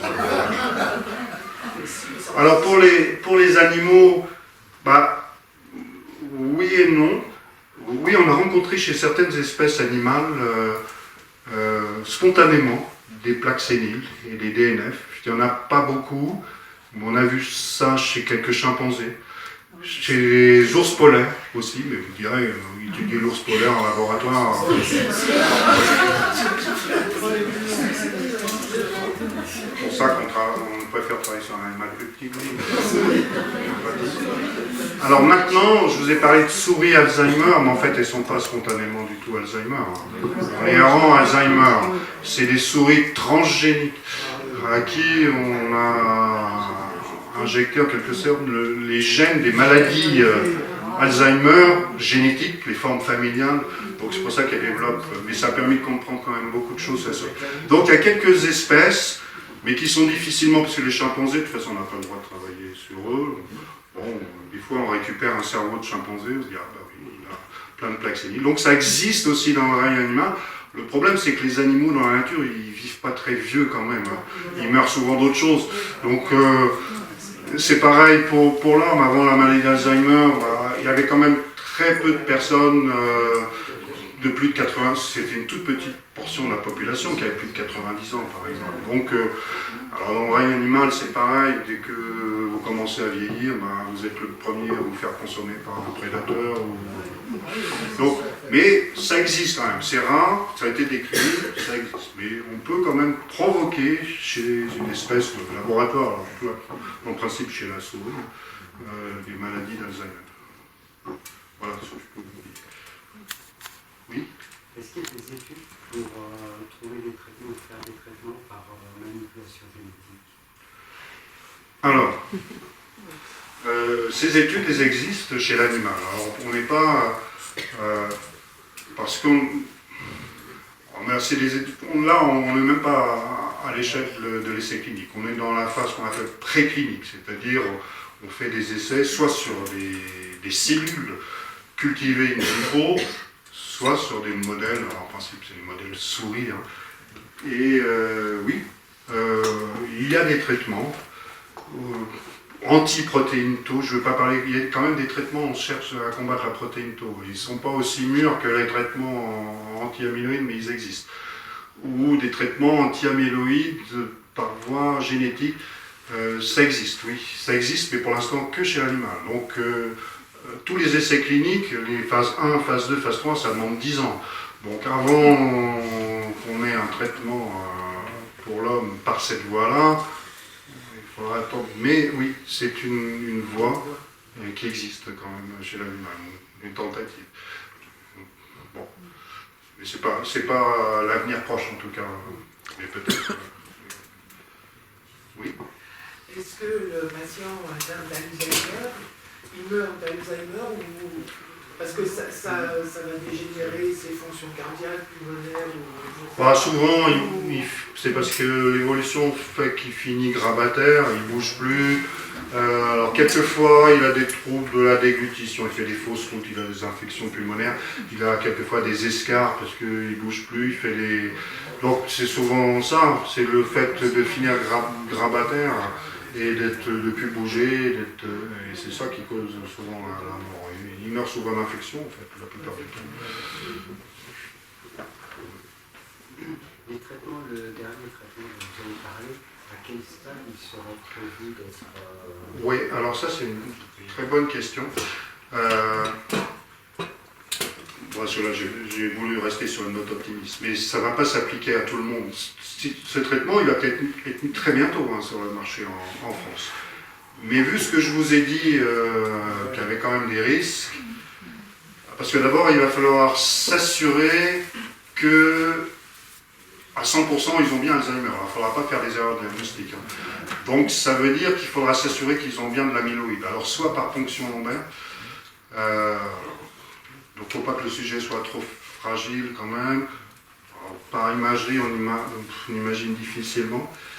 D'autre part, c'est quand même lourd ce traitement. Je ne vais pas parler, mais en fait là, sur l'essai clinique de 18 mois, ça veut dire, pour le lecanemab en tout cas, c'est tous les 15 jours, pendant 18 mois, aller chez le médecin pour faire une injection.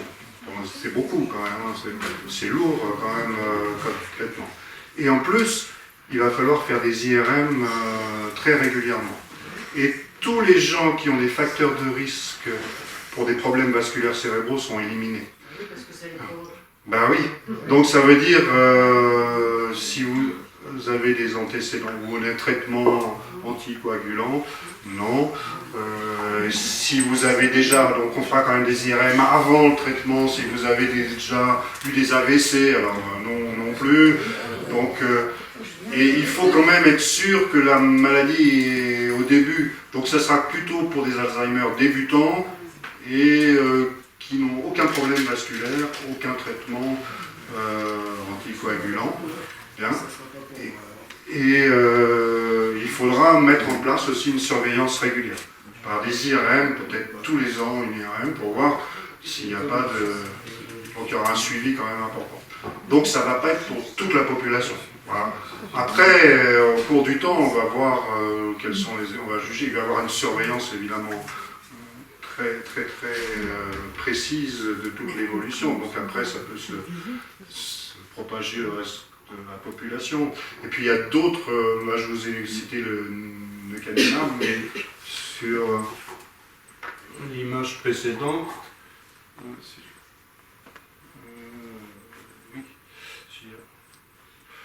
voilà. Il y a encore un nouveau médicament, lui, qui est encore plus récent. Alors lui, il n'a pas encore été validé par l'agence européenne, mais il semble être encore plus efficace. Et peut-être avoir moins d'effets secondaires. Donc, là, ça avance vite quand même, la recherche. Donc, en tout cas, ce qui est sûr, ce ne sera pas pour tout le monde. Des Alzheimer débutants qui n'ont aucun problème vasculaire et qui devront être suivis quand même très régulièrement. Oui. Est-ce que je pourrais vous poser deux questions?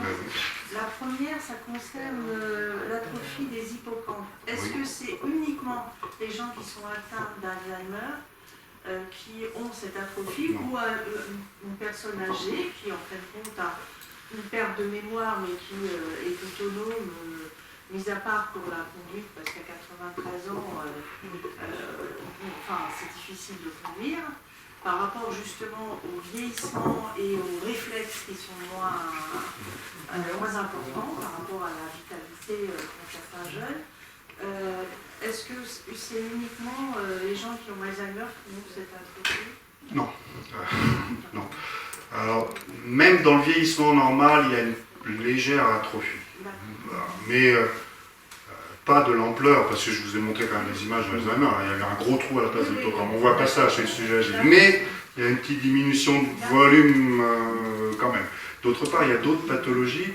Et notamment si vous avez, pour une raison ou une autre, quelquefois dans des opérations, si vous avez un manque d'alimentation de vos cerveaux pendant quelques secondes, ça peut arriver, ou un accident vasculaire.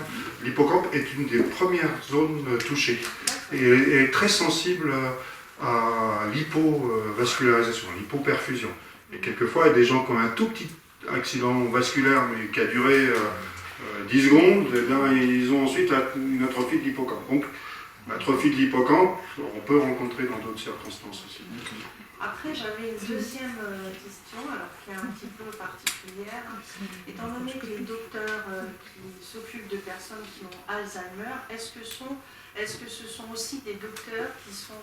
parce que Alzheimer, moi, j'ai pas dans ma famille, mais j'ai entendu parler des personnes qui n'arrivent même plus à savoir utiliser une fourchette, un couteau. Est-ce que ce sont aussi des et puis j'imagine très bien que la famille, c'est très très compliqué, parce que les gens ne reconnaissent même plus leurs enfants. Alors c'est très particulier ce que je vais vous poser comme question, mais est-ce que ce sont des précurseurs sur le suicide aussi assisté? Vous voyez ce que je veux dire? Non, mais c'est... Est-ce que ça... Parce qu'en fait, quand vous avez plus... Non, mais c'est un autre domaine. La vie, en fait, elle est compliquée quand vous ne reconnaissez plus vos enfants. Quand vous êtes, comme vous dites, sur un lit toute la vie. Ça, c'est la fin. Oui, c'est la fin. Ça évolue quand même sur 10, 12 ans. Oui, non, je parle pas au début. Mais... D'abord, une partie de votre réponse, c'est... Je n'ai pas eu le temps de détailler ça, mais vous avez plein de signes cliniques et vous voyez, bon, le premier... Bon, d'abord, je fais une parenthèse dans la parenthèse. D'abord, il y a plusieurs types, il y a des sous-types de maladie d'Alzheimer. Et quelquefois, dans certaines formes de maladie d'Alzheimer, ce n'est pas la mémoire qui est touchée en premier. Parce que quelquefois, le cheminement, en fait, que je vous ai montré, des altérations, est un peu différent. C'est rare. Ce dont je vous ai parlé, c'est ce qu'on appelle la maladie d'Alzheimer typique. Il existe des formes atypiques et du coup, ce n'est pas tout à fait les mêmes symptômes. Mais je vais vous parler que de la forme typique, la mémoire, mais il n'y a pas que ça. Vous voyez qu'ensuite, vous avez l'aphasie, c'est-à-dire les troubles du langage.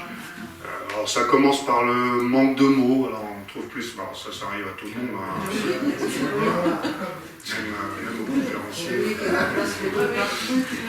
Ouais, voilà. Donc on fait des circonlocutions. Bon, ça peut pas aller plus loin, mais dans l'Alzheimer, ça c'est la première phase. Ensuite, ça passe à un stade 2 de l'aphasie, avec ce qu'on appelle des paraphasies, on dit un mot pour un autre. Donc on dit il pleut, je vais prendre mon portefeuille au lieu de mon parapluie, par exemple. Et avec en plus ce qu'on appelle dans le jargon des dysyntaxies, des fautes de grammaire, surtout d'accords des temps. Alors, demain j'ai été me promener et je recommencerai dès qu'il a fait beau. Alors si vous mettez ça plus les paraphasies, ça devient un jargon. Et puis au stade terminal de l'aphasie, en fait, c'est le mutisme, où les gens, ou ce qu'on appelle l'écholalie, répètent le dernier mot qu'on a prononcé. Donc en fait, il peut y avoir des aphasies. Et ce dont vous avez parlé, c'est l'autre, c'est la trilogie, aphasie, apraxie, agnosie. Apraxie, c'est justement la difficulté, notamment, à manipuler les objets. Et il y a des tests qui existent pour ça, des tests très simples. Par exemple, on demande au sujet, voilà, vous avez une feuille de papier, et vous allez donc mettre la feuille dans l'enveloppe, vous allez cacheter l'enveloppe, vous allez mettre dans une boîte. En fait, ce n'est pas des troubles moteurs, parce qu'ils peuvent faire chaque geste parfaitement. Mais par contre, ils n'arrivent pas à organiser. C'est-à-dire qu'ils vont rentrer la feuille entière sans la plier dans l'enveloppe, ils vont voir que ça ne va pas, ensuite ils vont plier la feuille, mais ils vont cacheter l'enveloppe avant, etc. Donc en fait, ils ne vont pas sortir. Donc c'est l'organisation des gestes dans le temps qui est perturbée. Et dans la vie quotidienne, ça se marque par exemple par l'apraxie de l'habillage, qui pour c'est-à-dire qu'ils n'arrivent pas à se déshabiller, habiller, parce qu'ils font tout à l'envers. Alors c'est lourd pour les aidants, parce que c'est un signe caractéristique de perte d'autonomie, ça veut dire qu'il faut sans cesse habiller ou déshabiller la personne. Donc dans la vie quotidienne, c'est lourd. Et puis vous avez, troisième de cette trilogie, l'agnosie. L'agnosie, c'est l'absence de reconnaissance, et notamment des visages. Donc ça c'est assez classique. Alors quand vous avez tout, bon, puis en plus vous avez la perturbation des fonctions exécutives, c'est la capacité à organiser, à faire des plans, à raisonner, etc. Donc là, l'effondrement intellectuel. Alors quand vous avez tout ça en même temps, alors là, ça veut dire que l'atrophie a gagné quand même tout le cerveau. Alors évidemment, là vous êtes dans un état... Voilà. Alors en principe, ça demande quand même des années. Alors maintenant, je ne vais pas me prononcer sur... mais oui, en effet, c'est des états très compliqués. Là, dans l'exemple que vous donnez avec l'enveloppe, vous nous demandez à la personne de plier, de faire ça, de faire ci. Pour quelqu'un qui a une maladie qui s'appelle Alzheimer, souvent il y a un autre problème, c'est que sa mémoire proche, mais vraiment très proche, elle part. C'est-à-dire que les instructions que vous avez données, il y en a trop et c'est fini. Alors, bon, j'ai parlé de troubles de la mémoire en gros, mais évidemment, là aussi, ça évolue avec le temps, parce qu'au début, c'est juste, tu avais des oublis ponctuels, mais qui arrivent à tout le monde. Je ne sais plus, j'ai mis mes clés, je suis allé dans ce magasin, mais qu'est-ce que je suis venu faire dans ce magasin, je ne sais plus ce que je veux acheter. Bon, ça peut arriver à tout le monde. Après, c'est ce qu'on appelle le stade suivant des oublis à mesure, où là, c'est pas ponctuel, c'est des tranches de vie entières qu'on oublie. Les personnes sortent chez le boulanger, donc elles s'habillent, vont acheter une baguette, elles rentrent chez elles, le mettent dans le placard, puis un quart d'heure après, elles disent, il faudrait que j'achète du pain. Et elles ressortent. Donc là, c'est quand même pas pareil, ça veut dire qu'il y a une tranche de vie. Et puis après, en effet, c'est l'oubli à mesure. C'est-à-dire que là, et ensuite, après, c'est tout. C'est-à-dire qu'on a l'incapacité à retenir quelquefois plus d'une minute ou 30 secondes les instructions. Là, et après encore, c'est parce que ça touche ce qu'on appelle la mémoire antérograde, c'est-à-dire la difficulté à retenir des nouvelles informations. Mais par contre, on a gardé encore les vieux souvenirs. Mais ensuite, est touchée la mémoire rétrograde, c'est-à-dire on perd les souvenirs anciens, mais d'autant plus qu'ils sont récents. En fait. On garde souvent les souvenirs les plus anciens. Ce qui est une explication aussi parfaitement, mais là je ne vais pas rentrer dans le détail. Mais en effet, oui. Donc, vous avez raison, ça dépend à quel moment on fait ce test. Et puis, on fait des tests aussi de mémoire. On voit évidemment si la personne est incapable de retenir une instruction de 10 secondes, c'est pas la peine de lui faire, vous avez raison. Le test n'a plus de sens, le test d'attraction. Est-ce que la personne atteinte de la maladie d'Alzheimer se rend compte? Alors, au début, oui. Et d'ailleurs, c'est pour ça que souvent l'entourage s'en aperçoit pas, parce que le sujet essaye de trouver des stratégies pour compenser. Par exemple, écrire un petit papier, voilà, je dois téléphoner à un tel machin, les courses c'est ça, ma voiture, je l'ai garée là, hop là, rue, un tel machin. Donc, il trouve des stratégies. Au départ, donc, il en a parfaitement conscience. Et d'ailleurs, ça l'angoisse, en principe, c'est un état d'humeur altéré. S'il est angoissé, il est un peu déprimé, il essaye plus ou moins de cacher. Ils sont dans le stade suivant, quand on appelle les fonctions exécutives sont touchées, en fait, non. Et même ça l'énerve qu'on lui dise qu'il n'est pas capable de faire ça. Lui, il ne voit pas trop et il trouve que les autres sont agressifs. Il a même des fois des délires de persécution. Non, tout va bien. Donc, en fait, plus la maladie avance, moins le sujet en a conscience. Et donc, il n'essaye plus de compenser ensuite. Et il peut devenir, par contre, agressif vis-à-vis des autres. Donc après, souvent, il y a un stade plutôt de dépression, d'anxiété, et ensuite, on passe à un stade un peu plus, quelquefois, agressif vis-à-vis de... Si le sujet se sent harcelé par les autres, qu'est-ce qu'ils veulent, tout va bien, il n'y a pas de problème. Oui. Juste pour compléter, sur le moment, la personne elle a l'impression que ça va à peu près, mais elle n'arrive pas à réaliser, enfin du moins, elle sait qu'elle a un problème d'Alzheimer, qu'il y a des problèmes, mais elle imagine que c'est très récent. Oui. C'est très récent, elle n'arrive pas à voir qu'avant, il y avait des problèmes du sévères. Enfin, c'est une continuité. Oui, oui. Quelque chose qui pense que c'est une semaine, c'est 3 ans, 4 ans. Ah oui, oui. De toute façon, après, il y a une perte complète de notion du temps. Notion du temps. Quels sont les centres de recherche qui qui sont sur ce thème-là en France et en Europe? Ah, ben, il y en a beaucoup, hein. Mais par exemple à la Salpêtrière, enfin, il y a l'ICM, là, l'Institut du cerveau et de la moelle à Paris, qui a un gros centre.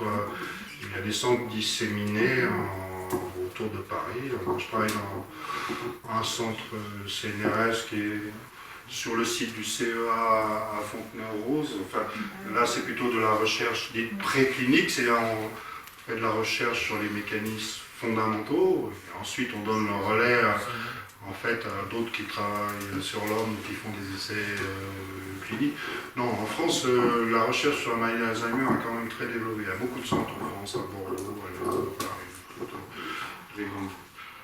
Mais c'est une recherche internationale. Il y a oui, c'est un gros effort. Donc les essais cliniques que je vous ai montrés, souvent c'est des essais internationaux. Donc en fait, même si c'est un laboratoire pharmaceutique américain, il va prendre des malades dans des hôpitaux français. Donc il va recruter dans toute l'Europe en fait des cliniciens qui vont suivre une population. Donc c'est très large. Donc c'est vraiment une collaboration internationale, tant que c'est possible aux États-Unis.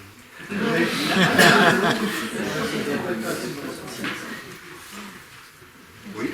Quelles sont les perspectives que peut offrir l'intelligence artificielle, aussi bien dans le diagnostic que dans la thérapie? Ou est-ce qu'on sait quelque chose déjà? Pour l'instant, elle n'a pas été très utilisée parce que c'est récent. Alors, c'est utile quelquefois, au tout début de la recherche, quand les chercheurs ont identifié des cibles thérapeutiques possibles et qu'il faut trouver des molécules capables d'attaquer de répondre à ces sites. Donc on peut imaginer plein de formes, ça c'est les chimistes qui font ça, et en fait l'ordinateur peut proposer toutes sortes de molécules, de formes susceptibles d'agir sur ces sites. Alors après, il faut les essayer, mais c'est surtout au point de départ.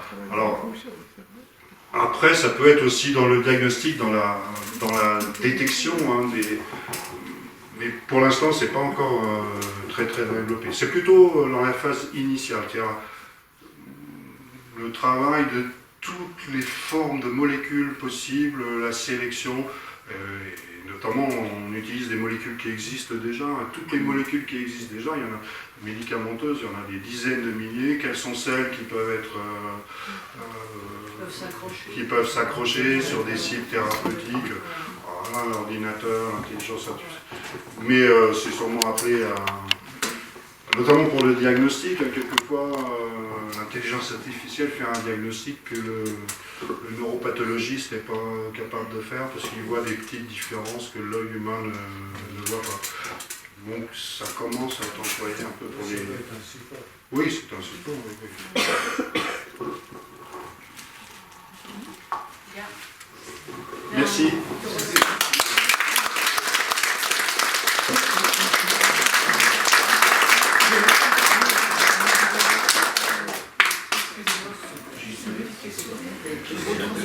Votre présentation, elle est accessible ou pas? C'était pas prévu, mais... parce que il faudrait que je demande un peu l'autorisation parce que j'ai pris des images qui m'appartiennent pas.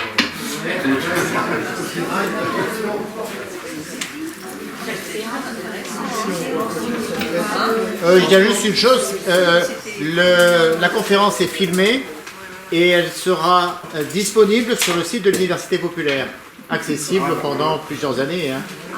Donc, comme toutes les conférences qui sont filmées depuis un certain nombre d'années, qu'on peut retrouver sur le site de l'Université populaire. Alors moi, je vais vous parler peut-être d'un homme qui a un début d'Alzheimer, on ne sait pas, il a 88 ans, il s'appelle David Hockney, et dès demain, c'est un peintre anglais, et dès demain, il y a une grande rétrospective à la Fondation Louis Vuitton qui commence demain, et demain, je ferai une conférence sur David Hockney au Jardin d'Arcadie de Saint-Michel-sur-Orge pour présenter cet homme-là, Si vous pouvez venir, vous êtes accueillis au Jardin d'Arcadie, et comme il y a de plus en plus de monde, on m'a promis d'aller dans le restaurant du Jardin d'Arcadie au 3e, donc venez un peu plus en avance, avant 15h. Et si vous ne pouvez pas venir, vous pouvez voir cette conférence, pas tout à fait la même parce que je modifie à chaque fois, mais justement sur le site de l'Université populaire, parce qu'il y a 2 ou 3 ans, j'ai remplacé un conférencier absent. J'avais proposé une conférence sur David Hockney qui présentait lui-même une exposition Il n'y a pas vraiment d'études à l'orangerie, et donc j'avais présenté ça. Donc, soit vous venez demain à 15h au Jardin d'Arcadie pour cette conférence, soit vous pouvez la retrouver sur le site de l'Université populaire de Saint-Michel-sur-Orge. Tout attaché. L'Université de Saint-Michel-sur-Orge.